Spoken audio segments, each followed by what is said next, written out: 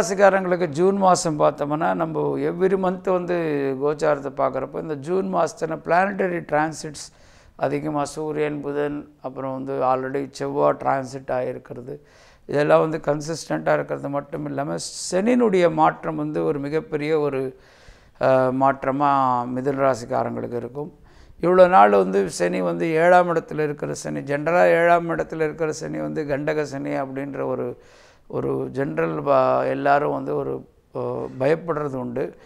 ஒரு விஷயம் எல்லோரும் புரிஞ்சுக்கணும் என்னென்னா, இந்த சனி மாற்றம்ன்றது பார்த்தோம்னா பெரும்பாலும் இந்த சனின்றது பொதுவான ஒரு வாழ்க்கையை கொடுக்கறது, காலத்தினுடைய நேஷன்ஸு அப்புறம் ஜென்ரலாக நாடு அப்படி ஜென்ரல் ப்ரெடிக்ஷன்ஸ் தான் சேட்டனுடைய டிரான்சிட் கொடுக்கும்.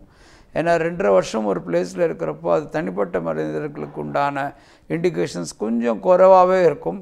பட் அதனுடைய கர்ம ராகித்யம் பண்ணுவாங்க, நம்மளுடைய என்ன இன்றைக்கி நம்ம கர்மத்தினுடைய பலன் அனுபவிக்க போகிறோன்றதை மட்டும் ரொம்ப துல்லியமாக சனியினுடைய டிரான்சிட் குறிக்கும். ஸோ இவ்வளோ நாள் இருந்த இந்த சனி வந்து 7ஆம் இடத்துல இருக்கிற சனி 6ஆம் இடத்துல ஜூன் 20ஆம் தேதிக்கு வந்து ஒரு 4 மாதம் இருக்கிறதுனால மாத பிற்பகுதியில் ஒரு சில நிறைய வேலைகளில் வந்து தைரியத்தினாலையும் தன்னுடைய சுயமுயற்சினாலையும் வெற்றி அடைக்கிறதுக்கு மிதுன ராசிக்காரங்களுக்கு உண்டான எல்லா வாய்ப்பும் இருக்குது. ரெண்டாவது, இவ்வளோ நாள் 12ஆம் இடத்துல இருக்கிற ஒரு சூரியன் வந்து 15 தேதிக்கு அப்புறம் ஜென்மத்துக்கு வர்றதுனால கொஞ்சம் உடல் உபாதைகள் அண்ட் ஃபீவர் அப்படின்றது மட்டும் இல்லாமல் கொஞ்சம் ஹாஸ்பிட்டலுக்கு போயிட்டு வந்துட்டுருக்கிற ஒரு நேரமாகவும் இந்த மாதம் பெரும்பாலும் நிறைய மிதுன ராசிக்காரங்களுக்கு இருந்திருக்கும். சுக்கிரன் வந்து 10ஆம் இடத்துலேருந்து உச்சமாக இருந்து இப்போ 11ஆம் இடத்தில் வர்றதுனால மிகப்பெரிய அளவில் ஒரு எல்லாருக்கும் வந்து ஒரு லாபமும், அதே மாதிரி தன்னுடைய பெண்கள் ஒய்ஃப் மூலியமாகவோ இல்லைன்னா சிஸ்டர்ஸ் இல்லை வேறு யாராவது ஒரு லேடிஸ் மூலியமாக ஒரு நல்ல ஒரு இன்கமோ இல்லைன்னா வந்து ஒரு வாய்ப்பு வரத்துக்கு உண்டான நேரமாகவும் இந்த ஜூன் மாதம் இருக்கும். புதன் வந்து 12ஆம் இடத்துல வர்றதும் அதுக்கப்புறம் ஜென்மத்துக்கு வர்றதுனால கொஞ்சம் வந்து தன்னுடைய ஷார்ட் ஜேர்னிஸ் அப்படின்வாங்க அதுவும், அப்புறம் வந்து எஜுகேஷன் ரிலேட்டட் எக்ஸ்பென்சஸும் இல்லைன்னா வந்து ஆஃபீஸ் ரிலேட்டட் இன்வெஸ்ட்மெண்ட்டு இந்த மாதிரி விஷயங்கள் கூடுதலாக பண்ண வேண்டிய ஒரு காலகட்டத்தில் எல்லா மிதுன ராசிக்காரங்களும் இருப்பாங்க. ராகு 3ஆம் இடத்துல சஞ்சரிக்கிறதுனால இந்த மாதமும் வந்து நிறைய விஷயங்களில் தன்னுடைய சுய முயற்சினால் தைரியத்தினால் எப்போவுமே 3, 6, 11 ஒரு நம்மளுக்கு வந்து கோச்சாரத்துலேயும் சரி ஜாதகத்துலேயும் பாவகிரகங்கள் வரப்போ நம்மளுடைய டிட்டர்மினேஷன் லெவல்ஸ் நம்மளுடைய தைரியம்னால நிறைய விஷயத்தில் ஒரு சாதிக்க வேண்டிய ஒரு கட்டாயம் இருக்கும். அது கண்டிப்பாக ஒரு ஹெல்ப்ஃபுல்லாக இருக்கும்.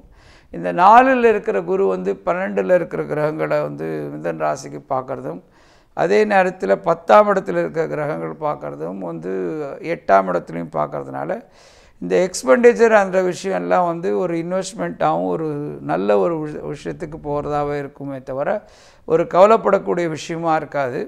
ஸோ மிதுன ராசிக்காரங்களுக்கு பெரும்பாலும் இந்த மாதம் வந்து ஒரு நன்மையான மாதமாகவும் அண்டு ஒரு செழிப்பான மாதமாகவும் இருந்தாலும் லக்னத்தில் செவ்வாய் இருக்கிறதுனால ஒரு சில காலகட்டங்களில் ஒரு முன்கோபமாக நடந்துக்கிறதோ இல்லை தேவையானதுக்கு அதிகமாக ஒரு அக்ரெசிவாக ஒரு நடந்துக்கிறதோ ஒரு கடுமையாக நடந்துக்கிற சுபாவம் இருக்கும். அதை வந்து அவங்க பர்சனலாக பாதுகாக்கிறது நல்லது. இந்த மாதம் வந்து மிருகசீரிஷ நட்சத்திரக்காரங்களுக்கு பார்த்தோம்னா மிதுன ராசிக்காரங்களுக்கு ஒரு நன்மையான மாதமாக அமைஞ்சாலும் கோபமும் தன்னுடைய ஸ்பீடும் அதிகமாக இருந்து இல்லை தன்னுடைய செயல்னால் வருத்தப்படக்கூடிய ஒரு காலகட்டங்கள் இருக்கும். திருவாதிரை நட்சத்திரக்காரங்களுக்கு இந்த மாதம் ரொம்ப சக்ஸஸ்ஃபுல்லான மாதமாக இது அமையும். புனர்பூச நட்சத்திரத்தில் பிறந்தவங்களுக்கு பார்த்தோம்னா இந்த மாதம் வந்து ரொம்ப ஒரு விசேஷமான மாதமாக இருக்கும்.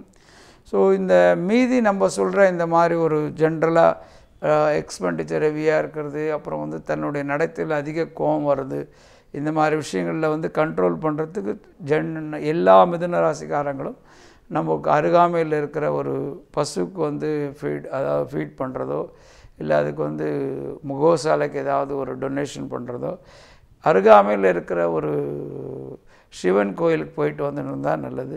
சூரியனை வழிபடுறதுன்றது நம்மளுக்கு ஒரு சின்ன ஒரு விஷயமா ஆதித்ய ஹிருதயம் அப்படின்னு ஒரு ஸ்லோகம் இருக்குது, அதை கூட வந்து படித்தா இந்த மாதம் வந்து மிகவும் நன்மையான மாதமாக மாற்றி அமைச்சிக்கக்கூடிய எல்லா காலகட்டமும் இருக்குது.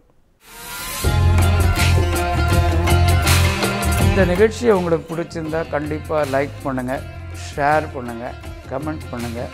பக்கா டிவியை கண்டிப்பாக சப்ஸ்கிரைப் பண்ணுங்கள்.